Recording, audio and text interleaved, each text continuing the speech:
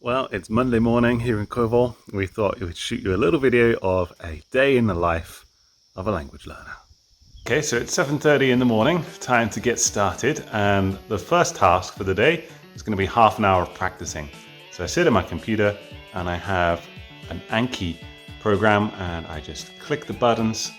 A card pops up. I have to think what the card is, maybe say it out loud if I can, and then I click for the answer, the audio plays, and I can check if I got it right or not. Mais ambo-ambo. Teme palu.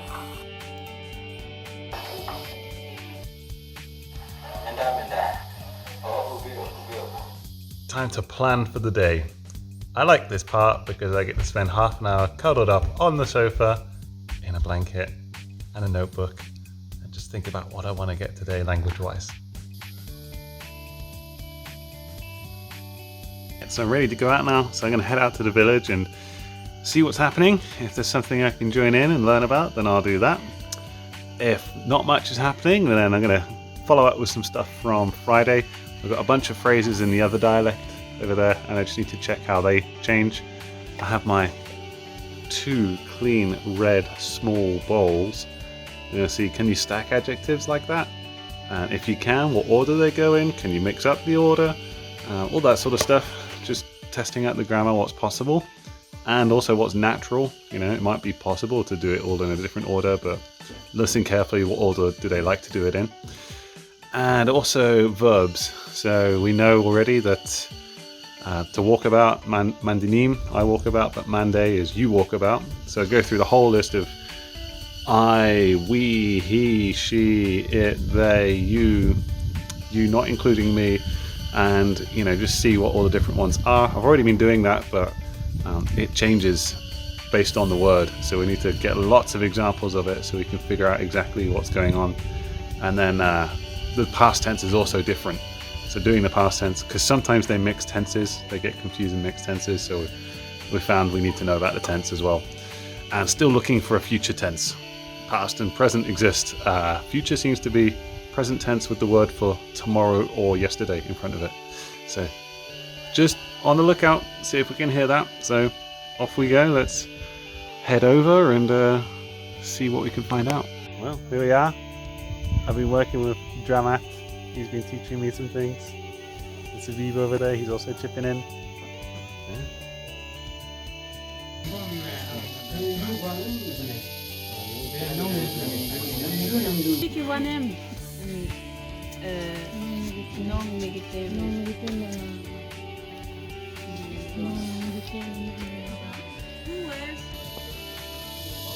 Alright, it's about 10:30.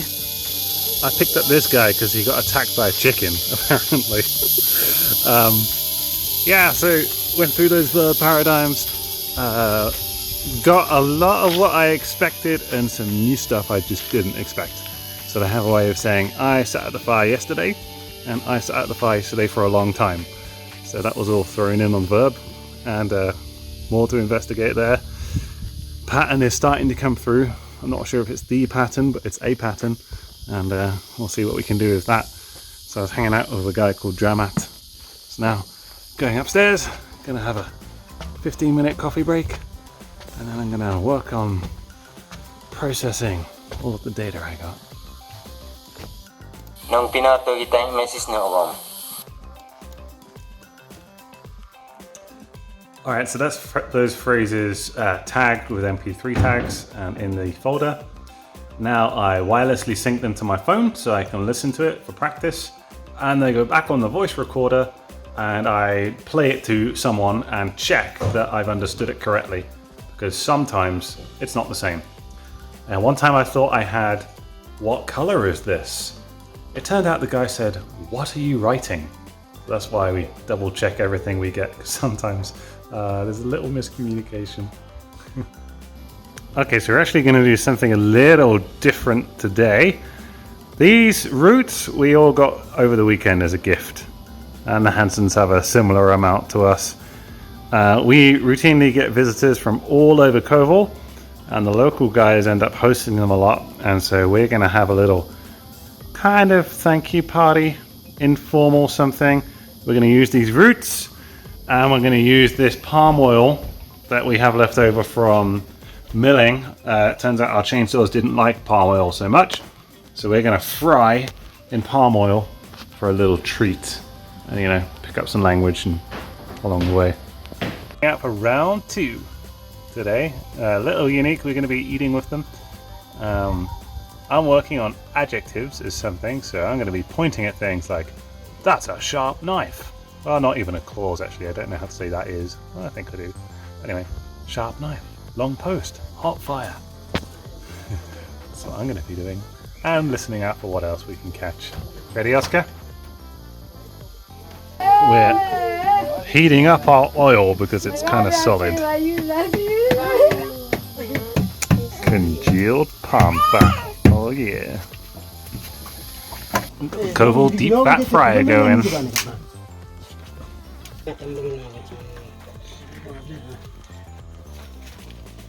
So hanging out with these guys, and they have a story this week.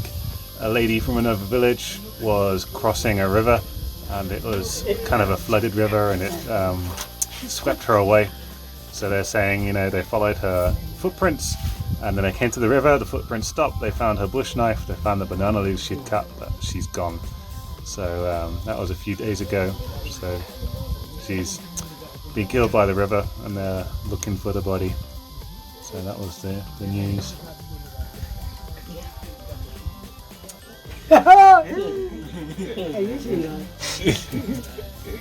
So that's fairly typical.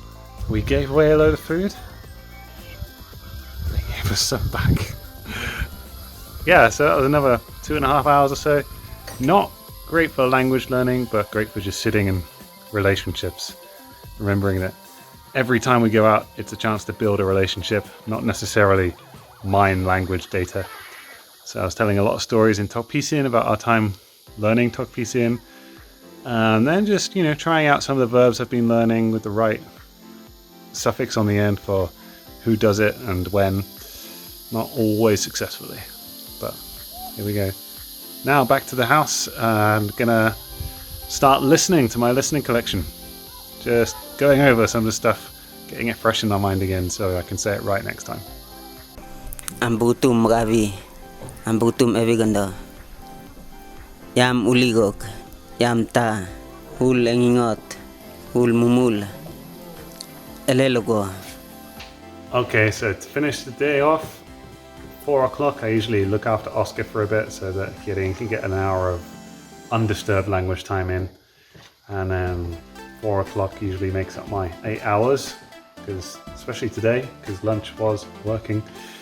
I'm just gonna do some processing tasks, investigating those verbs, because yeah, in order to use them, I need to understand how they fit together and which consonants and vowels get dropped when they meet at funny angles.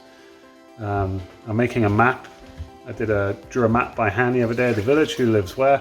It's part of our basic level tasks. And I'm overlaying satellite imagery on it from Google Maps, and then making a nice to scale map, so that needs to be done. And I'm also creating the groundwork for the Kovol dictionary.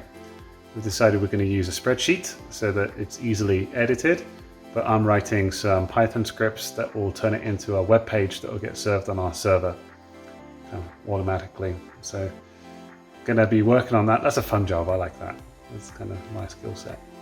So going to be doing those things, or just, yeah, looking at the data we've gathered, trying to figure out what's going on and filing it so it can be pulled up again later. So that's going to finish today off. So that was a day of language learning. I have to confess, it wasn't my most productive language day. I woke up tired, now I'm exhausted. But you just keep going. Maybe tomorrow will be better, because I'll be doing it tomorrow, on Wednesday and Thursday and Friday. In fact, on Wednesday I'm going to be hiking out to another village, which is about 4 hours away, and I'll be spending the night and sleeping, coming back the next day. So going to get ready for that by making sure I've got a lot of language targeted that I want to get, so I'm not just sat there in awkward silence. That happens. Yeah, so hope you enjoyed a day in the life of a language learner. So now it's 4 o'clock. I'm going to look after Oscar, Maybe put some more listening in and listen when I can if he doesn't need my full attention.